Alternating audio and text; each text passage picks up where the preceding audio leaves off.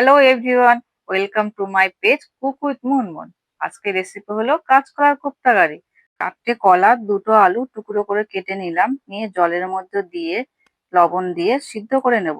সিদ্ধ করে খোসা ছাড়িয়ে সিদ্ধটা ম্যাশ করবো। তার মধ্যে রসুন বাটা, পেঁয়াজ কুচি, লঙ্কা কুচি, একটু ভাজা ধনে জিরে গুঁড়ো, একটু কর্নফ্লাওয়ার, কিছু পরিমাণ ময়দা, তারপর তার মধ্যে লঙ্কার গুঁড়ো দিয়ে দেবো, হলুদ গুঁড়ো, লবণ, চিনি দিয়ে ভালো করে মাখিয়ে নেব।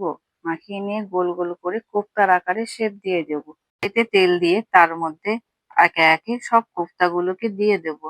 দিয়ে একটু উল্টে পাল্টে নেব, নিয়ে ভেজে ওটাকে তুলে নেব।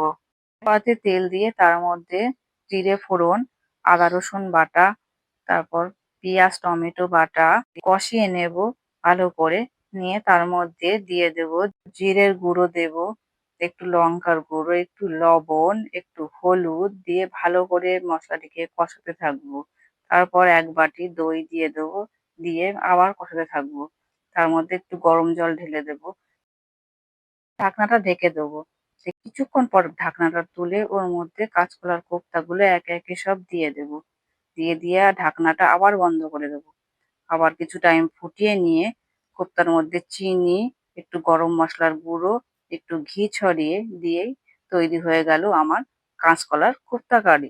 সেটা ভালো লাগলে একটা লাইক শেয়ার করে দেবেন।